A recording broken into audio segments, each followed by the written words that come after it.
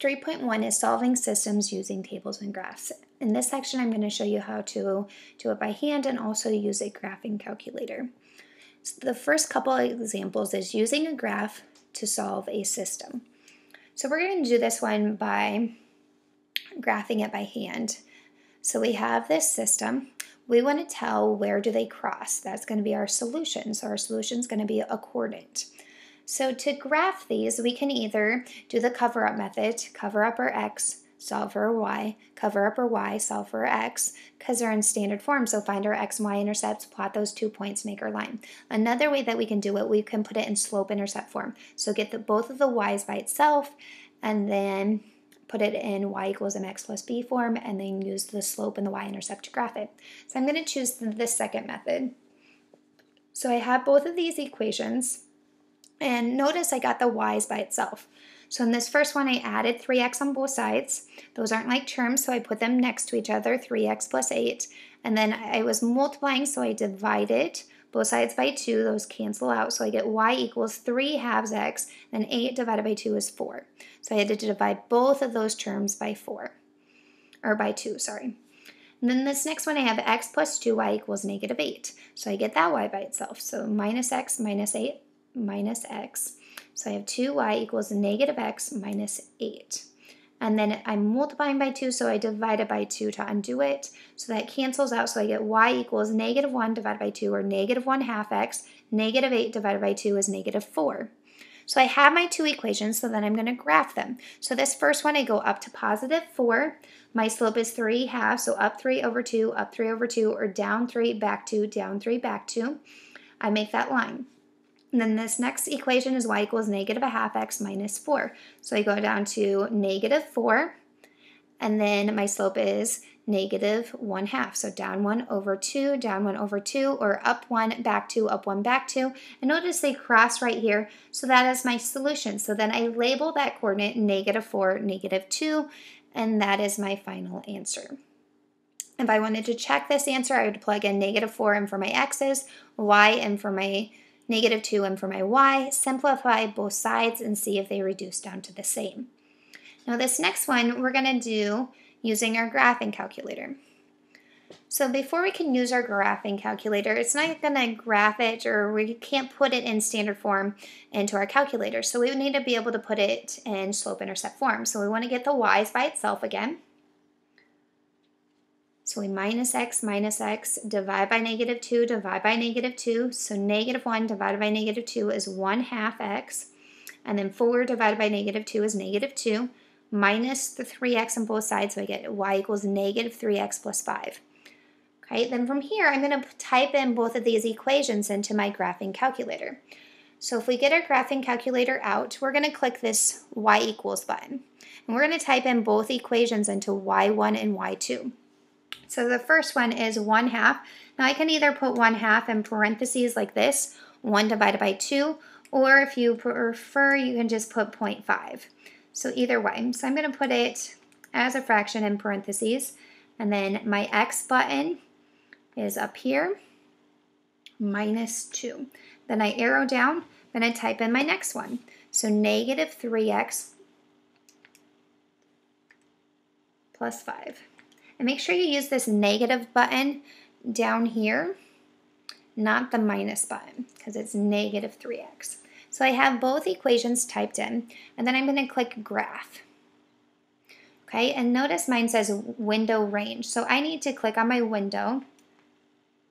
Click clear first, click on my window.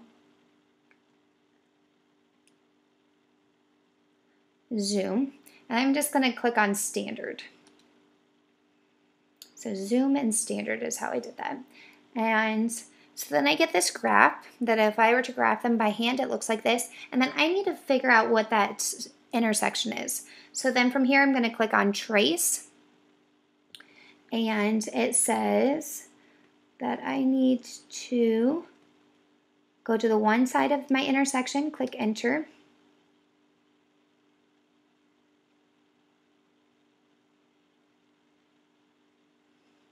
Let's do second trace again. Intersect, I don't think it went. There it goes. So when I do second trace, second trace, go down to intersect. It should come up with first curve. It was not. So now it is though. So then it says first curve. So just click on the one side and then click enter. Click on anywhere on the next side, click enter, and then it says the intersection is 2, -1. So this one would be 2, -1 as my answer. Okay, now let's go back up to the first example so we can practice this some more. And we already have the y solved for, so let's just type them in and make sure that we know how to do it on the graphing calculator. So we go to y equals, we're going to type in these first equations on number 1. So it's 3/2 x plus 4. And then the second one was -1/2 x minus 4. So I have them both in there. I click graph.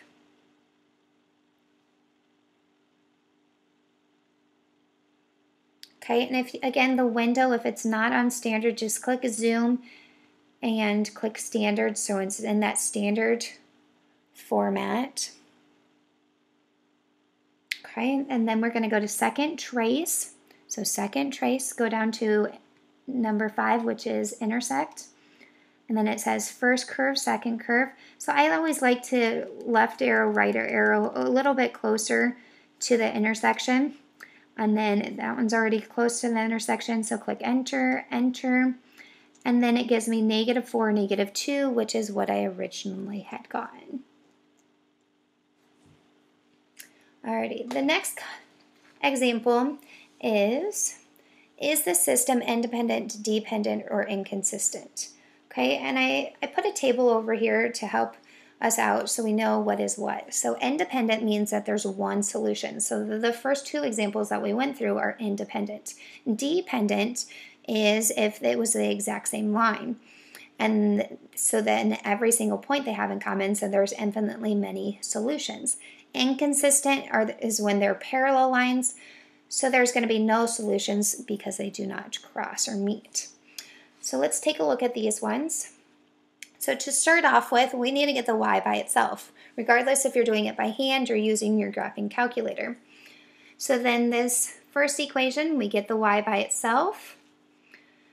So plus 2x, divide by 4, divide by 4. Make sure you divide both of these numbers by 4, so we get 2 divided by 4 is 2/4 or reduces to 1/2 x, and then 6 divided by 4 is 6/4 or reduces to 3/2. And then the next one, we get the y by itself, so divide both sides by 8. So 4/8 is 1/2, and -12/8 is 3/4. So we reduce those. Now we don't even have to go any further. I notice that my slopes are the same, my y-intercepts are different. So if my slopes are the same and my y-intercepts are different, then they're going to be parallel lines if I would take the time to graph them. So if they're parallel lines, they're going to be inconsistent. Let's try another one. So this next one, again, we want to get the y's by itself.